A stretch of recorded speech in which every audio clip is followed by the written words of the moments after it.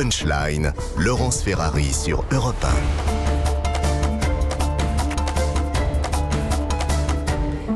18h35, on se retrouve en direct sur CNews et sur Europe 1 pour Punchline. On va évoquer les actions du collectif Dernière Rénovation. Hier soir, ils ont bloqué un axe de forte affluence, à une heure de forte affluence, sur le pont de Sèvres, dans les Hauts-de-Seine. Ça a écrasé évidemment de très nombreuses tensions avec les automobilistes. Récit de Thomas Chama.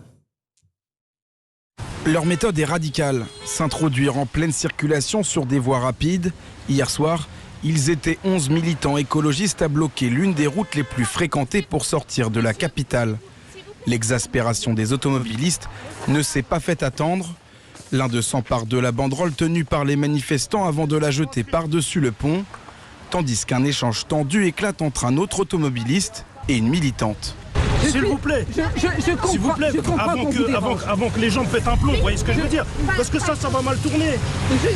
Honnêtement, ça va mal tourner. Moi, vous croyez que ça m'amuse à 65 ans d'être ici? Mais restez chez vous alors, madame. Mais non, parce que... Restez chez vous. Vous pensez vraiment que vous allez faire quelque chose? Ça va rien changer ce que vous faites. Bien sûr que ça changera rien. Pendant de longues minutes, les activistes luttent pour tenir leur position, tandis que certains automobilistes tentent de libérer les voies. Des militants prennent même des risques inconsidérés. Roulez pas, il y en a un là à 11h. Quand la police arrive enfin sur les lieux... Il faut de l'aide, là, il y a la police, pas le droit, c'est bon, on y va. Vas-y. Écologie, je veux bien, ça va dominer. Leur présence ne décourage pas les militants, qui redoublent d'efforts pour maintenir le blocage des voies. Sous la colère des automobilistes... Tu veux mourir? Mets-le sous les roues, on va rigoler, vous compte. La tension monte d'un cran. Ça vous fait quoi d'être là? Et de la circulation, on ne peut pas aller ailleurs. on l'a déjà fait, monsieur. L'action aura duré une quarantaine de minutes et se terminera par l'arrestation des 11 militants, avec l'appui d'une brigade d'intervention dépêchée sur place. Certains manifestants ont été placés en garde à vue. Voilà pour ce qui s'est passé hier soir, Pont de Sèvres. Nathan Dever, le collectif Dernière Rénovation. Est-ce que c'est utile, au fond? Est-ce que ça fait progresser la cause de l'écologie, selon vous? On voit l'énervement des automobilistes. Ça peut donner lieu à des violences, parce qu'il y a un moment où les gens vont plus supporter ce type d'action. Mais est-ce que ça fait progresser les causes de l'écologie? À votre avis? D'abord, franchement, c'est ridicule, premièrement. Ridicule dans tous les sens du terme. Enfin, mais c'est ridicule aussi au sens où c'est pas spécialement dangereux. On a affaire à quelque chose qui est non violent. Moi je le critique fondamentalement, mais il faut aussi, je pense, ne pas estimer, pas mettre ça sur le même plan que les violences qu'on a pu voir à Sainte-Soline. Premièrement, c'est ridicule. Deuxièmement, ça divise concrètement. Évidemment, c'est fait pour agacer des gens, pour énerver. Ça divise alors que l'écologie devrait rassembler. Et troisièmement, à mon avis, c'est le plus important, c'est que la philosophie, l'attente de ces gens, c'est quoi? C'est de se dire, on s'attaque aux automobilistes. Ça veut dire chaque automobiliste est responsable du réchauffement climatique quand il rentre du travail. Ça, c'est une double erreur. Premièrement, ça met la responsabilité du réchauffement sur les individus, alors que évidemment le réchauffement, c'est le fruit de la technologie depuis au moins la révolution industrielle et peut-être beaucoup plus. C'est donc quelque chose de structurel, d'impersonnel, d'anonyme. Ce n'est pas de votre faute, ni de la mienne, ni de la vôtre qu'il y a du réchauffement climatique. C'est de la faute, entre guillemets, de l'humanité. Et deuxièmement, ce n'est pas en culpabilisant des individus qu'on va changer des structures. Donc c'est une erreur totale et c'est le contraire qu'on devrait faire si on devait avoir une politique écologique. Qui est d'accord avec ce que vient de dire Nathan Dever? Les écologies sont à l'ouest de Paris et à l'ouest de l'Europe. Et les centrales à charbon sont à l'est en Chine. Vous voyez, je reprends la formule de Mitterrand sur les missiles et les pacifistes. En réalité, mais regardez le ridicule de la situation. Est-ce que vous savez combien un bouchon de voiture qui attend que les militants se lèvent émet de CO2 par rapport à des voitures qui roulent? C'est considérable. Bon, donc toutes les voitures qui sont en attente derrière ces types, qui n'attendent qu'une chose sans doute, c'est de passer pour des héros, d'être blessé, d'avoir une roue qui le roule sur la main pour dire regarde, je mérite une médaille. En fait, ces gens, même au-delà du fait, Nathan a raison, qu'on culpabilise pas une personne qui prend sa voiture, c'est un sujet collectif qu'il faut prendre de manière collective. Mais en plus, là, ce qu'ils créent sont des bouchons qui vont émettre beaucoup plus de CO2 que si les gens entraient tranquillement chez eux. Bon, et puis j'ai adoré, je vous le dis franchement, parce qu'on a réagi, donc autant le dire. L'écologie, c'est bien, mais ça va 2 minutes, vous voyez, quand on voit ces actions-là. Non, mais les gens sont excédés. Est-ce qu'on peut les laisser rentrer tranquillement Donc c'est contre-productif, évidemment, ce type d'action, Maître Golnadel? Non, mais l'écologie, c'est quelque chose de trop sérieux Et pour important. la confier à ces gens-là. Et je leur dénie tout droit à parler plus que moi d'écologie, très sincèrement. Il faut reconnaître que les écologistes politiques, on leur doit quand même largement la suppression de l'industrie nucléaire et donc davantage encore de carbone et de charbon. Il faut reconnaître que c'est très réussi ce qu'ils font. Donc, et cela, très sincèrement, je trouve ça méchant. Je trouve que c'est un très grand mépris du temps pour les gens qui sont derrière, comme ça, et qui attendent, qui vont travailler ou qui vont voir leur famille. C'est d'un souverain mépris, donc je trouve ça extrêmement méchant. Et comme le disait mon excellent voisin, en plus, quand un carburateur tourne à vide, alors effectivement, ça fait progresser le carbone. C'est une ignorance totale, mais ça finira évidemment, parce que je les trouve très gentils, Je les trouve très gentils, ceux qui les déplacent. Automobilistes, ah bah oui. Enfin, certains sont quand même très excités, très énervés. Ah oui, mais non, il y a des gens qui ont été balancés. Non, mais ça va forcément finir mal parce que il vous a pas échappé que la société urbaine actuelle ne se caractérise pas par une grande urbanité. Absolument. Louis de Ragnel. Sur ce sujet-là, je suis assez golnadélien. C'est-à-dire que je suis assez d'accord avec vous, cher maître. Oui, mais j'avais compris. Mais oui, mais pas sur tout. Je ne réfute pas le terme. Ce que je trouve... Non, mais je trouve ça lamentable. Je me dis simplement que les policiers ont vraiment mieux à faire qu'à dégager des gens qui s'allongent sous des voitures, qui s'allongent pour bloquer la circulation, pour pourrir la vie des gens. Et c'est d'un égoïsme sans nom. En fait, ils ne pensent qu'à eux, mais ils pensent pas aux gens, au papa ou à la maman dans la voiture qui est avec ses enfants, qui a vraiment des choses importantes, qui doit aller chercher le petit, qui doit aller travailler, qui va peut-être avoir des pénalités parce qu'il est en retard à cause de 3 excités qui ont rien à faire de leur journée à part s'allonger sur des routes et crier ça va pas pour le climat. Je serais curieux de savoir ce que proposent ces gens-là. Et là où je vous rejoins particulièrement, c'est que souvent les mêmes qui sont en train de se rouler par terre là sont les premiers à être contre le nucléaire. Donc il y a un moment donné, on a envie de leur demander c'est quoi la solution. Et souvent, alors ils vous disent, non mais c'est intéressant d'écouter souvent leurs solutions. Ils sont pour qu'il y ait une réduction du nombre d'êtres humains sur la planète. Non, mais ils sont pour que l'homme soit l'égal de l'animal, voire soit inférieur à l'animal. Et donc c'est une révolution copernicienne. Enfin c'est un autre monde qu'ils nous proposent et un monde qui est totalement inenvisageable. Pour la réduction des êtres humains, il ne me choquerait pas, il ne s'agit pas de les tuer, les êtres humains, il ne me choquerait pas qu'ils luttent contre la surpopulation. Sauf que ça ne les intéresse pas, cette lutte contre la surpopulation, parce que la surpopulation, ça concerne surtout l'Orient. Ce qu'ils veulent gêner, c'est l'Occident. L'Occident qui crée moins aujourd'hui de pollution que la Chine et l'Inde. Ah, c'est pas votre petit-fils qui, en se brossant les dents tous les jours, fait couler un tout petit peu trop l'eau, qui est responsable de la pollution de la planète. Je suis bien d'accord avec vous. Mais vous savez, il y a eu un très bon rapport là, de l'OPEP qui est sorti, qui montre que l'Organisation des pays producteurs de pétrole, qui montre que la demande de pétrole va s'accroître jusqu'en 2035 au moins, donc énergie fossile polluante, le pétrole s'il en est, moins que le charbon. Pourquoi ? Parce que développement de l'Inde, développement de la Chine et développement de l'Afrique. J'aimerais entendre nos amis d'extrême gauche s'ils sont contre le développement de l'Afrique, par exemple. Vous voyez ? Or, c'est eux, l'Afrique, qui, dans la décennie qui vient, d'après ce rapport, vont être les plus demandeurs et les plus acheteurs de pétrole. Et d'énergie. Et d'énergie. Ce qu'on peut comprendre, la croissance nécessite de l'énergie. Mais, vous voyez, c'est pour ça que je disais tout à l'heure, en faisant un petit gimmick, les écologistes sont à l'ouest et les centrales à charbon sont à l'est en Chine. Nathan Devers, sur ce thème. Et puis une pensée qui me vient en vous écoutant, c'est que si c'était uniquement ces militants-là qui ont fait n'importe quoi pendant quelques minutes hier, bon, mais ça s'est fait aux portes de Paris. Et à Paris, on sait qu'il y a une politique de transport, en fait, qui est en adéquation avec la vision de ces militants. C'est-à-dire, en gros, la politique d'une suppression à long terme de la voiture ou d'une réduction totale de la voiture. Donc ces militants, ils agissent dans l'esprit de la politique municipale qu'on observe à Paris. J'aimerais faire une remarque. Cette mairie de Paris est une mairie de gauche, disons, en tout cas, qui se définit comme de gauche dans l'échiquier politique. Mais il y a un consensus là-dessus. Voilà.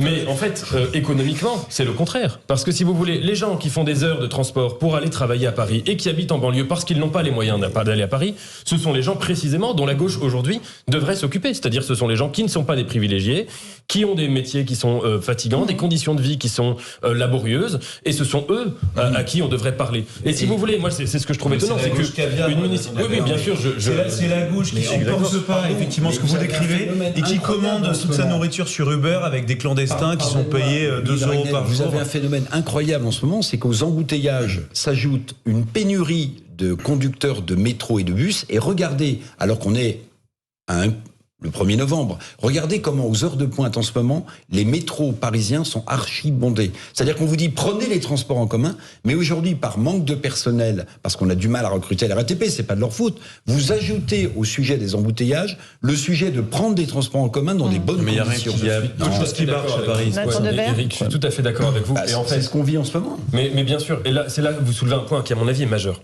Oui, au nom de l'écologie, on va peut-être être amené à interdire des choses qui sont polluantes, des moyens de transport, etc. Mais c'est une question de méthode, encore une fois. L'écologie devrait commencer par penser la question de la substitution. Sur la question des transports en commun, ceux qui habitent en banlieue, qui prennent leur voiture tous les jours pour aller à Paris, c'est pas parce que ça les amuse, sinon ils feraient autrement. En plus, aujourd'hui, vu le prix que ça coûte, vu les embouteillages que ça leur demande, donc ils feraient autrement s'ils avaient des transports en commun de qualité. Donc s'ils font, c'est qu'ils n'ont pas de choix. Et s'ils le font, c'est qu'ils n'ont pas de choix. Et donc on devrait commencer par proposer aux gens une substitution, donc par exemple des transports publics de qualité, à l'heure, réguliers, fréquents, etc.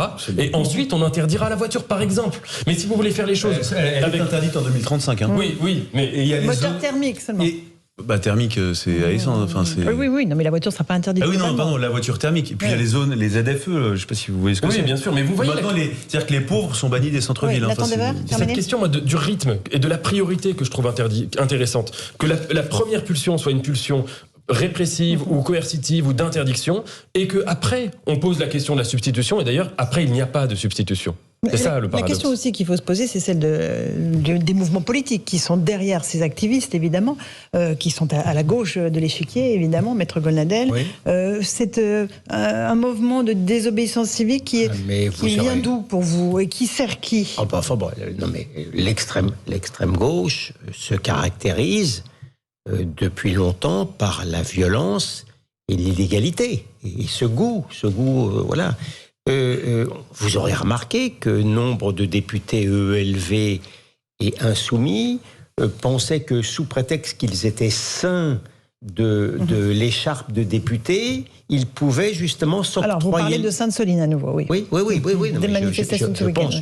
Je pense à ça, mais les exemples fourmillent. Mais ils se considèrent au-delà du droit, alors qu'au contraire, il devrait être le premier à donner l'exemple. Mais ça, c'est le propre de la contradiction de l'extrême gauche qui ne semble pas les concerner vraiment. Hein. À qui bénéficient ces mouvements, Louis de Ragnel en fait, à la France Insoumise, aux écologistes? Non, parce que la France Insoumise, d'ailleurs, chute un peu dans l'opinion publique. Les gens sont exaspérés. Alors, c'est peut-être des associations un peu rapides, hein, mais le blocage des raffineries, le blocage des dépôts de pétrole, plus là, ces images terrifiantes, il y a des gens qui sont exaspérés. Et en même temps, le paradoxe, c'est que ça renforce et ça durcit encore plus l'aile la plus radicale. Ça renforce ce qu'on appelle l'éco-anxiété, notamment au sein de la jeunesse, avec une jeunesse qui est réellement tétanisée. Non, mais c'est quelque chose qui existe. Tétanisée parce qu'on la tétanise par rapport à leur avenir. Des gens, c'est un peu ce que vous disiez tout à l'heure, des gens qui se disent, moi je vois les échanges parfois autour de moi, hein, des gens qui disent non mais t'es complètement fou de prendre la voiture, dans 3 ans on va tous mourir, enfin, qui ont une vision totalement apocalyptique de l'avenir, donc très très inquiet. Et donc je pense que pour le coup, la radicalisation nourrit cette forme de radicalité, et des gens qui étaient juste sympathisants, curieux, et qui tendent l'oreille à ce genre de discours, finissent par se dire, mais il n'y a plus que le combat, il n'y a plus que la dureté politique qui peut fonctionner. Et je cite juste un exemple, c'était celui d'hier, Yannick Jadot qui essaye justement de se rendre à Sainte-Soline. Et il se fait alpaguer, sa voiture est abîmée, je crois. Pourquoi ? Et on voyait d'ailleurs le discours quand on interviewait des militants écologistes, on leur pose la question, mais pourquoi est-ce que vous faites ça à Jadot alors que c'est un leader écolo ? Et en fait, ce qu'ils ne supportent plus maintenant, c'est la démocratie, c'est le fait que Yannick Jadot soit un leader politique qui essaye, qu'on aime ou qu'on n'aime pas, mais qui essaye de faire quelque chose et de proposer avec le gouvernement. Ça fait réagir beaucoup notre avocat. Oui, si je peux me permettre. Permettez-vous, cher maître. À ce stade du débat, et il est intéressant ce dialogue entre Henri Jadot qui court finalement derrière Madame Rousseau, qui se fait rabrouer par évidemment plus extrémiste que lui, c'est qu'il parle à quelqu'un qui dit mademoiselle. Et il lui dit réponse, mademoiselle, c'est pas vous mademoiselle, étiez là il y a elle lui 5 dit ans. excusez-moi, madame, mais c'est pas madame non plus. Donc on voit bien qu'on est dans l'intersectionnalité des luttes, exactement ce qu'on voit également dans les gens qui jettent les gens qui jettent de l'huile sur les tableaux de Vermeer ou de Van Gogh. Qui se collent la tête sur les tableaux. Voilà, Libération fait un article extrêmement bienveillant sur cette personne qui se considère comme trans, ni homme ni femme, et dont il parle en utilisant le terme IEL. Ce que je veux dire par là, c'est que... Et qui se colle la tête sur un tableau, c'est ça? Oui, qui jette de quelque chose sur un tableau. Ce que je veux dire par là, c'est que cette écologie-là, c'est une nouvelle version du wokisme qu'on voit dans le racialisme, qu'on voit dans l'idéologie du genre, et qui nous fait, pour répondre à votre observation, qui nous fait quand même largement vivre dans un hôpital psychiatrique. Moi, je trouve que l'exemple pris par William est très bon. L'altercation, entre guillemets, entre cette femme, cette jeune fille, cette madame, enfin je sais pas trop, et Yannick Jadot, parce que je redis quelque chose que je pense fondamentalement, c'est que l'écologie politique a été dévorée par l'écologie radicale. Et Yannick Jadot, qui incarnait l'écologie politique, même si à l'époque il était sur la ZAD de Notre-Dame-des-Landes, en fait, il a créé des enfants qui l'ont lui-même dévoré. En fait, l'écologie politique a été dévorée par l'écologie radicale. Bon, Nathan Devers. Derrière ces discours apocalyptiques, je pense qu'il y a aussi une autre dimension, dont vous parliez tout à l'heure d'ailleurs, j'étais d'accord avec vous, c'est que l'écologie est une crise scientifique. C'est pas une crise politique, c'est pas une crise économique, c'est une crise scientifique. Et donc, à partir de là, nous n'avons, en fait, notre parole est disqualifiée ou délégitimée d'avance, la nôtre, celle de n'importe quel citoyen. Et donc, au nom de cela... Car nous ne sommes pas scientifiques. Car nous ne sommes pas scientifiques. Et peut-être même pas forcément intéressés par le débat scientifique. C'est même pas une question seulement de compétences. On a vécu, pendant 2 ans, la crise sanitaire, qui a été exactement en fait la même chose, si vous voulez, comme une image de ce que sera la crise écologique demain pendant des décennies, mais ramassée sur 2 ans. Et on a vu que pendant 2 ans, au nom des questions scientifiques, eh bien, on mettait entre parenthèses ou en suspens toute vie politique.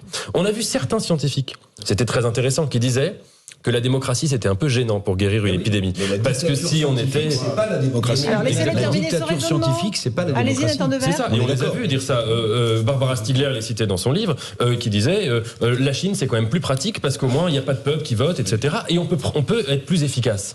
Et il me semble que ça va être ça le grand impensé de l'écologie. C'est donc la majorité du peuple n'est pas scientifique. Est-ce que ça signifie qu'elle n'a rien à dire? Et donc vous voyez, c'est ça le problème. Donc on sait mieux pour vous ce qui est bon pour vous. Je suis étonné que le brillant philosophe que vous êtes, et je le dis sans aucune ironie, ne comprenne pas que c'est en vérité une crise pseudo-scientifique. C'est une crise métaphysique. Ce sont des gens qui s'emparent, qui s'auréolent de connaissances scientifiques qu'ils n'ont pas, pour justement être dans un discours millénariste ou apocalyptique. C'est beaucoup plus grave qu'une crise scientifique. Mais je suis d'accord je suis moi aussi gonadélien sur ce point. Mais je pense que le coronavirus était aussi une crise métaphysique derrière. Ce qui renvoyait notre rapport à la mort, à la finitude, à la condition humaine, qu'il y avait des gens qui refusaient ça. Et de la même manière, il y a un aspect métaphysique derrière, avec un discours apocalyptique. Fondamentalement, d'ailleurs, c'est des zones qui sont très très très proches. Mais ce qui est intéressant dans ce que dit Nathan Devers tout à l'heure, enfin à l'instant là, c'est qu'en fait ce que vous expliquez, c'est que ces gens-là, ces militants extrémistes, sont des vrais opposants à la démocratie. Puisqu'ils souhaitent le gouvernement d'experts, c'est pas simplement pour être régulé, dirigé par des gens qui savent, c'est simplement pour éviter tout processus aussi démocratique et voir leurs idées triompher politiquement et de manière totalitaire les voir appliquées à tout le monde. Enfin, c'est une logique totalement totalitaire. Enfin, mais soutenue par la gauche. Une partie de la gauche. Mais qui parfois l'ignore ou feint de l'ignorer. Mais oui. Toute révolution se fait toujours au nom du peuple, mais c'est jamais le peuple qui l'a fait. C'est toujours une poignée d'individus qui sait plus, soi-disant, que le peuple lui-même. C'est ça qui est. Le dernier mot pour Nathan Devers. Et les scientifiques font partie de cela. Oui, en fait, c'est la grande idée dite par Hegel, c'est que le peuple ne sait pas ce qui est bon pour lui. Voilà, c'est ça qui est potentiellement latent derrière. À supposer que demain il y ait des référendums et que la majorité des populations disent qu'ils sont contre massivement et les mesures écologiques. Très de gauche, parce que conscientiser les masses, c'est présent dans le trotskisme ou le maoïsme. C'est-à-dire que le peuple ne sait pas ce qui est bon pour lui, on va s'en occuper. On va. Ah oui. Oui, il y a toute une tradition à droite aussi qui estime, qui a ce même mépris envers le peuple. Ça, je pense que ça dépasse même les clivages de la gauche et de la droite. On est dans un autre économique. Oui, on est dans un autre clivage qui est celui des liberticides et des pro-liberté. À mon avis, il y a de cela derrière. On a cité l'exemple de Notre-Dame-des-Landes, c'était cette même dialectique. Et moi, c'est ce qui m'inquiète, mais d'un point de vue où je suis soucieux, moi, de l'écologie. Mais je pense que si la démocratie ou le rapport à la démocratie est le sacrifié de la lutte écologique, ça serait évidemment plus que problématique.